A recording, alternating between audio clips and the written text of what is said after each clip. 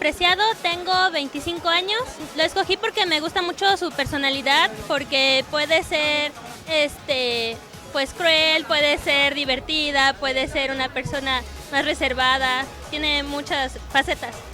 Me siento mucha emoción porque el año pasado por algunas razones no pude concursar y esta vez sí, y estoy muy emocionada y espero pues hacer un buen trabajo allá. Pues me parece una buena idea porque siendo un evento nacional también le da oportunidad a los chavos de otros estados de convivir juntos y de compartir esta experiencia.